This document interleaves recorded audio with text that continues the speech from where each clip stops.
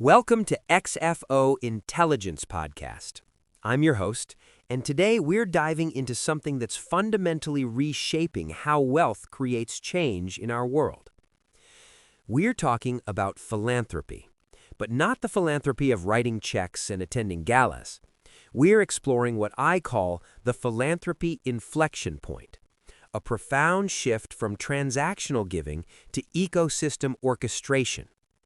This analysis draws on UBS Trends in Philanthropy from 2023 to 2026, processed through our deep augmented thinking method here at XFO Intelligence.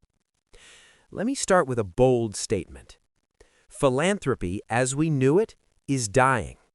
And that's actually good news. What's emerging in its place is far more sophisticated, a discipline where capital deployment, systems change, and intergenerational stewardship converge in ways that redefine not just how wealth creates impact, but what wealth itself means in an interconnected world. So, what's actually happening right now?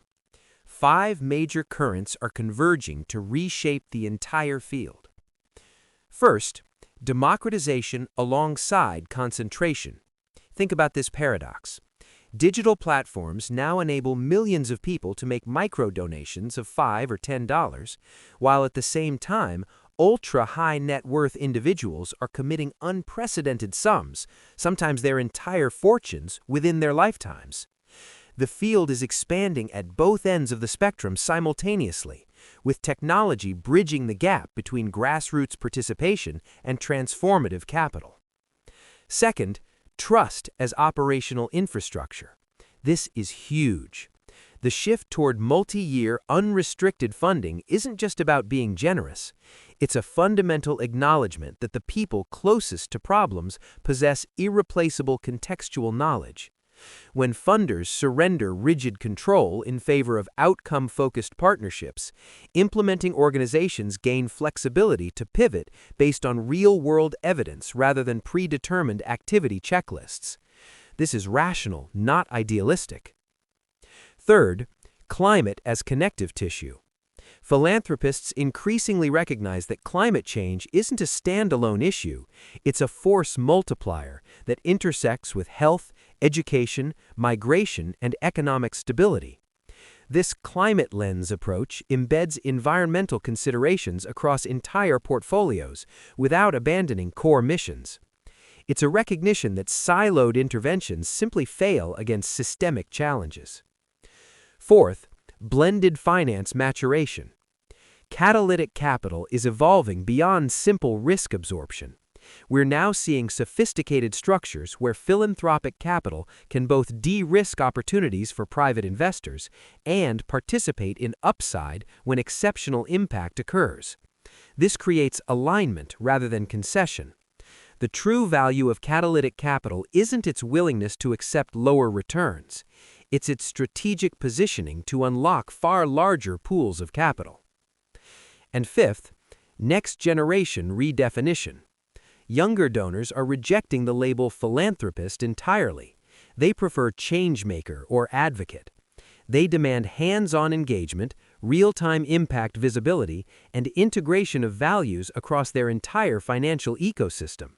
For them, businesses, investments, and grants operate as a unified expression of purpose, not separate compartments.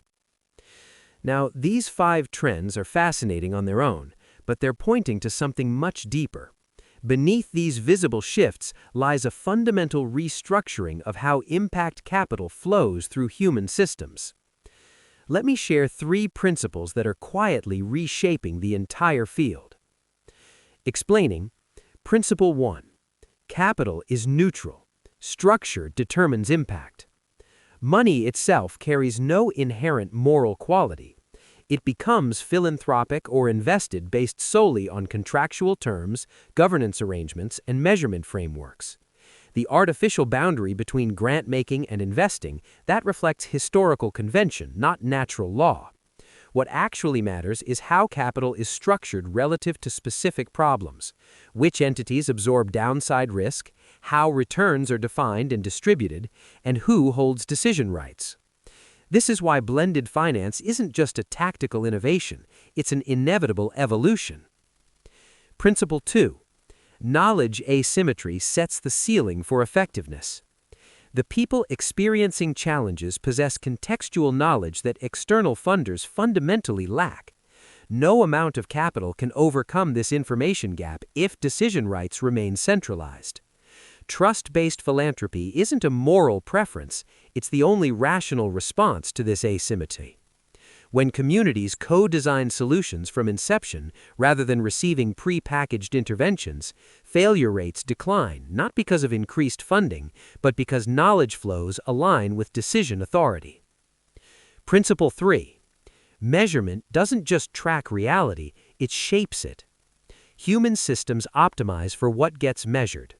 When philanthropy measures activities completed rather than lives changed, organizations maximize outputs. When blended finance requires standardized impact metrics before private capital enters, those metrics determine which solutions receive funding.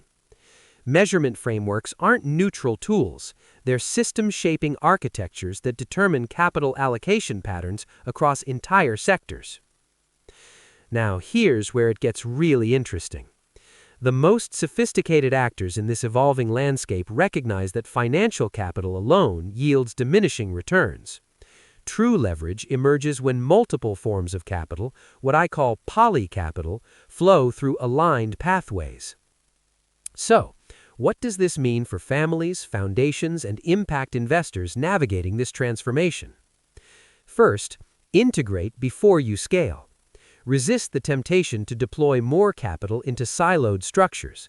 First, align your entire ecosystem, businesses, investments, philanthropy, around shared purpose with coherent measurement. Integrated, modest capital outperforms fragmented abundance. Second, engineer for connectivity, not control.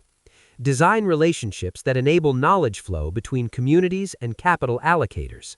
Prioritize governance structures that position decision rights where contextual knowledge resides. Measure trust conductivity as rigorously as financial returns. And third, embrace structured exploration. Allocate 20 to 30% of impact capital to novel pathways and unproven models. Without deliberate exploration, networks converge to locally optimal but globally suboptimal configurations, reinforcing existing power structures rather than discovering higher impact solutions. Concluding warmly, the future belongs not to those with the most resources, but to those who best understand how resources flow through living systems and who have the humility to garden rather than command. If you found this analysis valuable, please like, share, and subscribe to XFO Intelligence Podcast. We're committed to bringing you deep, augmented thinking on the trends shaping our world. If you have questions or want to continue this conversation, email us at xfointelligence@gmail.com. Thank you for listening. Until next time, keep thinking deeply.